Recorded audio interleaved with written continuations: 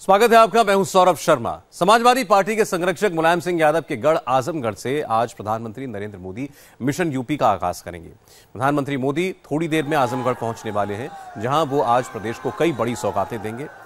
मोदी आजमगढ़ में पूर्वांचल एक्सप्रेसवे का शिलान्यास करेंगे।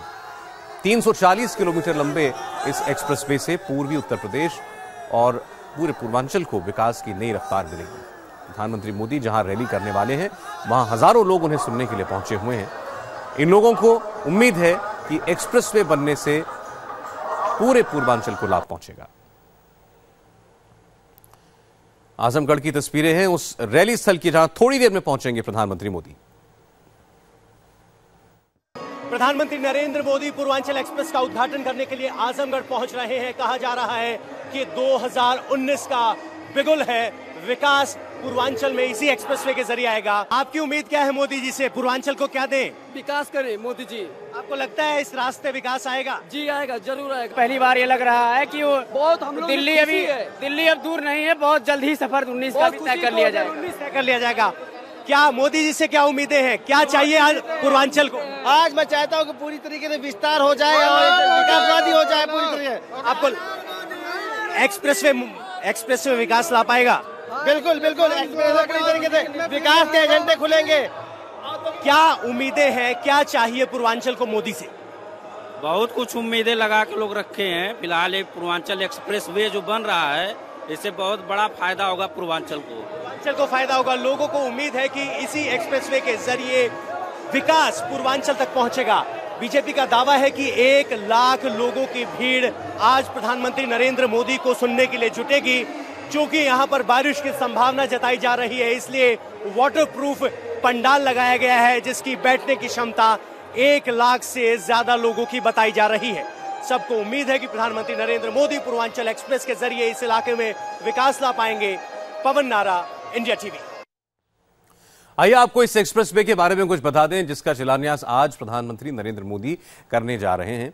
पूर्वांचल एक्सप्रेसवे देश का सबसे बड़ा एक्सप्रेसवे बनने जा रहा है और इसके साथ साथ 340 किलोमीटर की इसकी लंबाई है। हमने आपको बताया 6 लेन का यह एक्सप्रेसवे होगा और एग्जैक्टली 341 किलोमीटर लंबा होगा। पूर्वांचल एक्सप्रेसवे उत्तर प्रदेश के कुल 9 जिलों से होकर के गुजरेगा और इन 9 जिलों में करीब 18 लोकसभा सीटें आती हैं। अगर आप राजनीति जानना चाहते हैं तो गोरखपुर, इलाहाबाद और बुंदेलखंड के लिंक एक्सप्रेसवे से जुड़ेंगे। एक्सप्रेसवे पर करीब 25,000 करोड़ की लागत आने का अभी अनुमान लगाया जा रहा है और लक्ष्य रखा गया है 2020 का। 2020 तक ये एक्सप्रेसवे बनकर तैयार हो जाएगा। अब बात जम्मू और कश्मीर की सियासत में बन रहे नए समीकरणों की। पीडीपी के बागी विधायक अब्दुल मजीद पडरू ने आज कहा कि बीजेपी उनके लिए अछूत नहीं है और वो बीजेपी के साथ मिलकर राज्य में सरकार बना सकते हैं।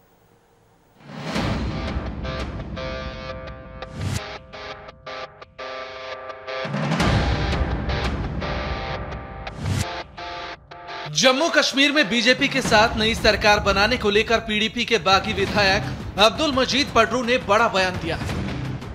मजीद पडरू ने साफ कहा है कि बीजेपी उनके लिए अछूत नहीं है। पडरू ने दावा किया कि उनके पास जरूरी विधायक हैं और वो एक सोच वाले सभी विधायकों के साथ मिलकर सरकार बनाने को तैयार है। बीजेपी तो हमारे लिए अछूत नहीं है। हमें जम्मू कश्मीर की डेवलपमेंट चाहिए, हमें जम्मू कश्मीर के लोगों को आगे ले जाना है। अगर उसमें वो लोग भी आ जाएंगे तो हमें कोई एतराज नहीं है।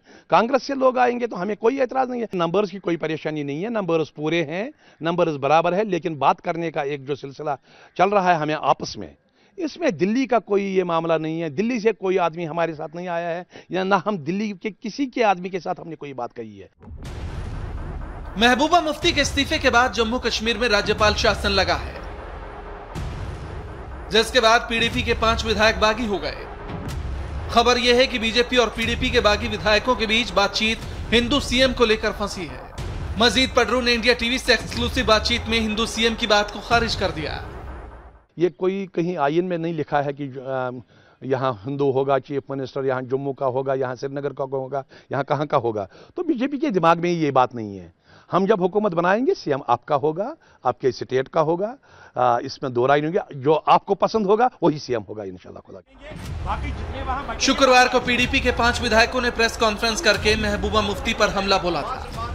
पीडीपी के जो बागी विधायक हुए उनमें जावेद हुसैन बेग, अब्दुल मजीद पडरू, सैफुद्दीन भट्ट, यासिर ऋषि और इमरान अंसारी शामिल हैं।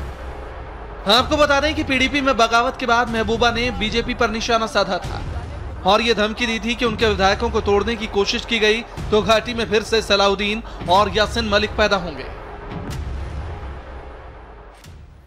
अब बात मुंबई के किलर गड्ढों को लेकर हो रही सियासत की। मुंबई और नवी मुंबई में सड़कों पर बने गड्ढों में गिरकर बीती रात एक और शख्स की जान चली गई।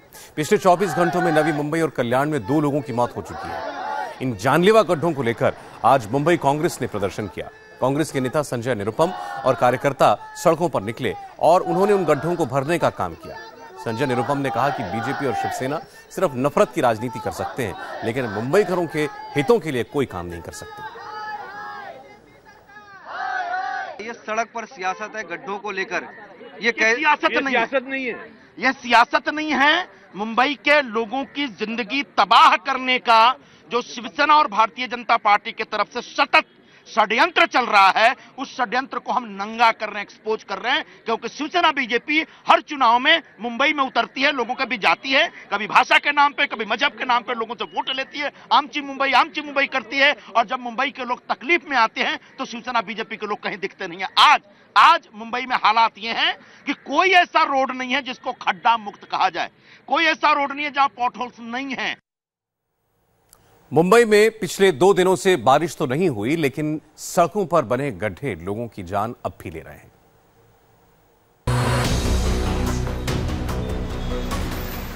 मुंबई और नवी मुंबई में सड़कों पर बने गड्ढे हर दिन किसी न किसी की जान ले रहे हैं। पिछले 24 घंटे में 2 लोगों की गड्ढों में गिरने से मौत हो गई, जबकि एक हफ्ते के दौरान 6 लोगों ने गड्ढों में गिरने के बाद जान गंवाई है। गड्ढों की वजह से मौत का मामला साइन पनवेल हाईवे पर तुर्भे इलाके का है, जिससे होकर सनी विश्वकर्मा नाम का शख्स जा रहा था। पानी भरे होने की वजह से सनी इस बात का अंदाजा नहीं लगा सका कि गड्ढा कितना गहरा है। उसकी बाइक गड्ढे पर आते ही उछल गई। सनी नीचे गिर पड़ा और मौके पर ही उसकी मौत हो गई। सनी के पीछे आ रहे उसके दोस्त कमलेश की बाइक भी गड्ढे का शिकार बनी और वो गंभीर रूप से घायल हो गया। इससे पहले शुक्रवार को भी कल्याण इलाके में कल्पेश यादव नाम का शख्स गड्ढे में गिर पड़ा था और पीछे से आ रहा ट्रक उसे रौंदता हुआ चला गया। मुंबई में गड्ढों में गिरकर लगातार हो रही मौत के खिलाफ ठाणे में कल एमएनएस के कार्यकर्ताओं ने प्रदर्शन किया। ये कार्यकर्ता अपने साथ चादर लेकर आए थे और गड्ढों पर लेट गए।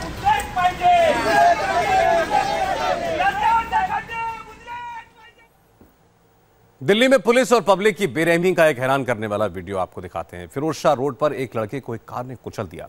घायल को अस्पताल पहुंचाने की बजाय सब बहस करते रहे।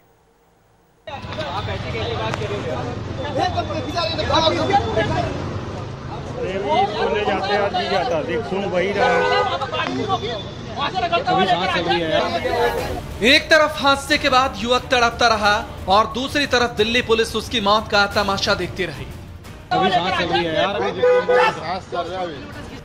एक और खून से लथपथ युवक आखिरी सांसें गिन रहा था। दूसरी तरफ पुलिस सीमा विवाद पर बहस करती रही। हैरान कर देने वाली ये तस्वीर 11 जुलाई की है, जब दिल्ली के फिरोज शाह रोड पर एक तेज रफ्तार कार ने इस युवक को टक्कर मार दी। न सिर्फ टक्कर मारी बल्कि उसे करीब 300 मीटर तक घसीटते हुए ले गई। पुलिस और पब्लिक तमाशा देखती रही और युवक ने वही तड़प तड़प कर जान दे दी। ये फिरोज शाह रोड है और फिरोज शाह रोड पर यहाँ पे एक ये जो कट है, यहाँ पे बताया जा रहा है 11 तारीख की रात को आकाश पैदल जा रहा था, तभी इस तरफ से एक स्विफ्ट कार आ रही थी काफी तेज रफ्तार में। उसने आकाश को टक्कर मारी और टक्कर मारने के बाद अपने साथ घसीटते हुए काफी आगे तक ले गई, जिसके बाद वो जो शख्स था वो बम्पर में फंसा रहा। दर्दनाक हादसे में बेटे की मौत के गम को आकाश के माँ बाप भुला नहीं पा रहे हैं। पुलिस की लापरवाही के खिलाफ आकाश के माँ बाप बेहद गुस्से में हैं। फोन किया गया होगा उनको, 15 मिनट आधे घंटे बाद आए, फिर आधे घंटे तक पौन घंटे तक वो आपस में बहस करते रहे। ये मेरा इलाका नहीं, वो मेरा इलाका नहीं, ये मेरा इलाका नहीं, वो मेरा इलाका नहीं है। पहले बच्चे को हॉस्टल डालो, उसकी जान की देखो, इलाका बाद देखना। तुम इतना कर देता तो कितना अच्छा होता, बच्चे की जान बच जाती। मेरे पुलिस की वजह से गया मेरा बच्चा।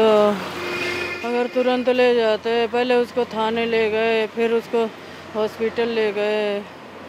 पहले हॉस्पिटल ले जाते तो बच जाता, तड़प रहा, कोई नहीं उठा रहा उसको। चश्मदीदों की माने तो घसीट कर ले जा रही कार को स्पॉट से करीब 300 मीटर आगे पुलिस वालों ने रोका। गाड़ी के नीचे से आकाश को निकाला गया, तब तक उसकी सांसें चल रही थी। वो तकरीबन 25 मिनट तक सड़क पर तड़पता रहा। पुलिस तो लेट आई और लेट आने के बाद सारे आपस में बहस करने लगे कि मेरा एरिया नहीं, मेरा एरिया नहीं, मेरा एरिया नहीं। उस चक्कर में देर लगी और कोई ट्रीटमेंट करने को राजी नहीं था वहाँ पे कि उसको ले जाया जाए हॉस्पिटल, दिखाया जाए, कुछ करा जाए। किसी ने, पब्लिक भी बहुत थी, पुलिस वाले भी बहुत थे, किसी ने हिम्मत नहीं करी कुछ भी। और बंदा 20-22 मिनट 25 मिनट तक वहाँ तड़पता रहा। तड़प तड़प कर जान दे रहे युवक का ये वीडियो आम आदमी पार्टी के सांसद संजय सिंह ने ट्वीट किया था और पुलिस और पब्लिक पर सवाल उठाए। फिरोजशाह रोड पर रहने वाला आकाश सड़क पर तड़प तड़प कर मर गया। पुलिस और राहगीर तमाशा देखते रहे। दुखद और दर्दनाक हादसा दिल्ली पुलिस और जनता की संवेदनहीनता दर्शाता है। अगर पुलिस और वहां खड़े लोग थोड़ी सी भी संवेदना दिखाते तो शायद आकाश की जिंदगी बचाई जा सकती थी। अभय पराशर के साथ मनीष झा, इंडिया टीवी, दिल्ली। और आपको बता दें, प्रधानमंत्री नरेंद्र मोदी वाराणसी पहुंच चुके हैं। थोड़ी देर में वो यहां से आजमगढ़ के लिए रवाना होंगे। उनका विमान वाराणसी पहुंचा है। तस्वीरों में आप देखें, वहां पहुंचे, उनके स्वागत के लिए यूपी के राज्यपाल मौजूद हैं, राम नायक, यूपी के मुख्यमंत्री, बीजेपी के प्रदेश अध्यक्ष, तमाम बीजेपी के नेता उनका स्वागत करने के लिए वहां पर मौजूद थे। प्रधानमंत्री अब आजमगढ़ पहुंचेंगे। आजमगढ़ में तस्वीरें हम आपको थोड़ी देर पहले दिखा रहे थे। एक बड़ी जनसभा आयोजित की गई है और बीजेपी का दावा है कि 1 लाख लोग उसमें कम से कम आज मौजूद रहेंगे। और ये खास मौका इसीलिए है कि प्रधानमंत्री आजमगढ़ में जाकर के पूर्वांचल एक्सप्रेसवे का शिलान्यास करने जा रहे हैं। एक महत्वाकांक्षी परियोजना है यूपी सरकार की। 350 किलोमीटर लगभग लंबा ये एक्सप्रेसवे होगा और इससे पूर्वांचल को काफी लाभ पहुंचने की उम्मीद है। 2020 तक इस एक्सप्रेसवे को बनाने का लक्ष्य भी निर्धारित किया गया है। थोड़ी देर में आजमगढ़ में प्रधानमंत्री की रैली। आजमगढ़ समाजवादी पार्टी का गढ़ माना जाता है राजनीतिक तौर पर। समाजवादी पार्टी के शीर्षस्थ नेता मुलायम सिंह यादव वो यहां से चुनाव लड़े और जीते। आज उसी गढ़ में प्रधानमंत्री मोदी होंगे थोड़ी देर में। इंडिया टीवी के चेयरमैन और editor in chief Rajat Sharma ने कहा कि अगर कुछ अच्छा करने की ठान ली जाए तो उसे पूरा करने से कोई नहीं रोक सकता। ये बातें उन्होंने आज दिल्ली के रामजस स्कूल में कही। दरअसल डीडीसीए अध्यक्ष चुने जाने के बाद रजत शर्मा को रामजस स्कूल में सम्मानित करने के लिए बुलाया गया था और इस मौके पर बच्चों को प्रेरित करते हुए उन्होंने कहा कि पक्का इरादा और साफ नीयत से हर मुश्किल आसान हो जाती है। डीडीसीए के अध्यक्ष के तौर पर अपनी कामयाबी और चुनौतियों का जिक्र करते हुए उन्होंने कहा कि मुश्किलें कई हैं लेकिन विश्वास है कि हर मुश्किल सुलझ जाएगी। उन्होंने कहा कि जिस डीडीसीए पर आरोपों के दाग हैं उस डीडीसीए को कामयाबी के शिखर तक ले जाना उनका लक्ष्य है।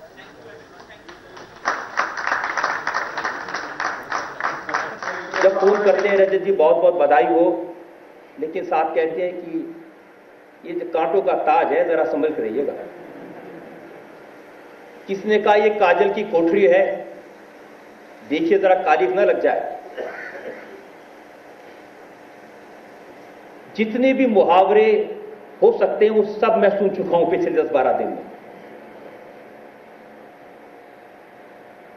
सब लोग कहते हैं कि डीडीसी की बहुत बदनामी हुई है। मैं जानता हूं बहुत सारे स्वार्थी लोग हैं जिन्होंने अपने वेस्टेड इंटरेस्ट के लिए बदनाम किया। और वो शेर है ना कि कुछ तो होते हैं इश्क में बर्बादी के जुनून और कुछ लोग भी दीवाना बना देते हैं। तो कुछ तो गड़बड़ थी और कुछ लोगों ने उसको ज्यादा बड़ा बना के दिखा दिया। और जो कुछ मेरा अनुभव है पिछले दिनों का 1-1.5 महीने से डीडीसी के चुनाव और चुनाव के बाद लोगों से जुड़ने का, ये काम कोई मुश्किल नहीं है। एक इरादा चाहिए पक्का, एक नीयत चाहिए साफ। मैं अपनी टीम के मेंबर से जब जब बात करता हूं, मैं से बहुत सारे लोग हैं जो अनुभवी हैं, वो सब लोग इस बात का भरोसा दिलाते हैं कि हम आपसे कभी किसी तरह का भेदभाव करने के लिए, कभी किसी का फेवरेटिज्म करने के लिए आपसे नहीं कहेंगे। और ये एक बड़ी अपॉर्चुनिटी है हम सबके लिए कि डीडीसी को ऐसी ऑर्गेनाइजेशन बना दें जिसमें ट्रांसपेरेंसी हो, ऐसा संगठन जिसके बारे में आज जो लोग कांटों का ताज कहते हैं वो इसे वाकई में ताज कहें, ताजमहल कहें, ऐसा खूबसूरत हम उसको बनाएं। ये हमारी कोशिश होनी चाहिए।